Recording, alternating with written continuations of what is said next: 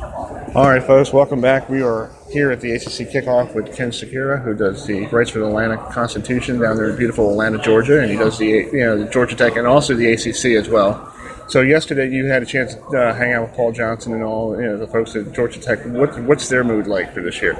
I guess like everybody, they're excited. I think they feel good about the offense. Obviously, you have the starting quarterback, Taquan Marshall, back, and all three of the running backs and most of the offensive line. They've got some holes to fill at wide receiver, and there's some defensively. They have a new defensive coordinator, which they're all excited about. So I think you recognize obviously it's a really tough schedule.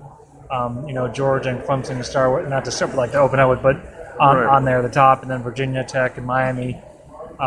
So it's gonna be tough, but I think they like everyone else, they're excited about just getting these going. They had a chance to beat Miami last year until I guess they had the monsoon that's rolled into the fourth quarter. Right. Everything all went south afterwards. But they had Miami on the ropes pretty much. Yeah, there was a fourth down play that they made. I don't remember they had a 4th and something 15 or something. Miami caught a deflected pass and to keep going. And so it was. I think it was they had 4 games that they lost where they led by double digits. So they had chances to be much better, but obviously 5 and 6 and both. Yeah. Well, just talk about today's day 2. It's the other division, the Atlantic Division. What do you think? Who's going to beat Clemson and take over the top spot? Florida State used to play really tough against Clemson, and last year they had a hard season with the injuries, and Jimbo decided bolting out of town, before the last game. And so, what does Florida State have to do, or anybody in the Atlantic Division, to do to knock off Clemson? That's a tough one. They just look impregnable. Clemson does, and they recruit really well. And obviously, there's that news today about Brent Venables getting retained, and so you have to think their defense is going to stay in top form. And then, they're beatable. Obviously Pitt beat them a couple of years ago, and Syracuse did last year up at their place. So they know it's kind of a matter of kind of rising up and putting together the right game plan. You would think Florida State, just given their talent levels, has the top chance to beat them. Seems like Boston College is getting better. I think, obviously, Louisville, having lost Lamar Jackson, is probably going to be down a little bit.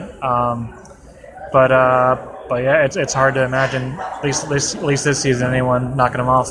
Yeah, you've been doing these media days for years, Right. Yeah, is it getting bigger and bigger every year when you've been, what's the first time? The first time I was 2011.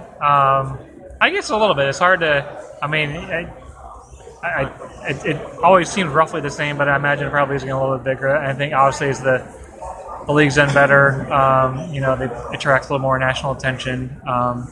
Size-wise, I imagine it's a little bit bigger, not a ton. Yeah.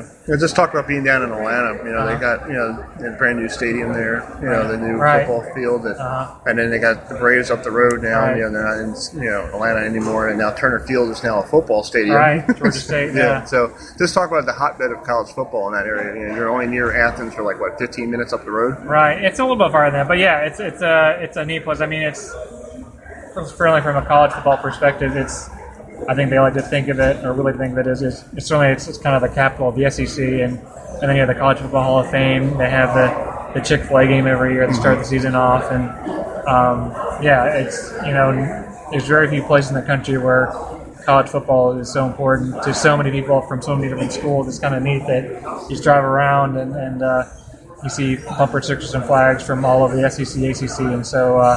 It's something where people have there's no shortage of things to talk about, and the championship game was our last year. Mm-hmm. I think the semifinal will be here or there this coming season, if I'm not mistaken. Okay. So there's a lot going on there. It's exciting. Yeah. Are you covering the Chick-fil-A kickoff with Washington? I don't believe I am. It's kind of sometimes things don't always communicate so well, but I don't expect to, but if I'm there, I won't be complaining. Yeah, but you do basically all the local stuff in Atlanta if they come. They kind of actually like the Super Bowl is gonna be here next in February, I guess it is, and so there's usually kind of get a hand in a lot of those different things. I mean, who knows if the Braves make the playoffs? We got a smaller staff, and so maybe all hands on deck kind of thing. Yeah, so you cover, what sports do you cover? More or less Georgia Tech football and the ACC. Do you cover other sports during the summer? I cover Georgia Tech football and then basketball and December through or November, Yeah. really through March. In the summer, it's funny. It's the way things go. College football, like I said, is kind of people are going to read about it year round. So even now, even in June, July, that you're finding things right about whether it's the new freshmen coming in or how our summer workouts going or that kind of thing. So it's probably what I write. If I had to guess, probably 95% Georgia Tech related. Okay, cool. Well, Ken, thank you so much. Finally, we got a chance to meet each other because we've been emailing each other back and forth.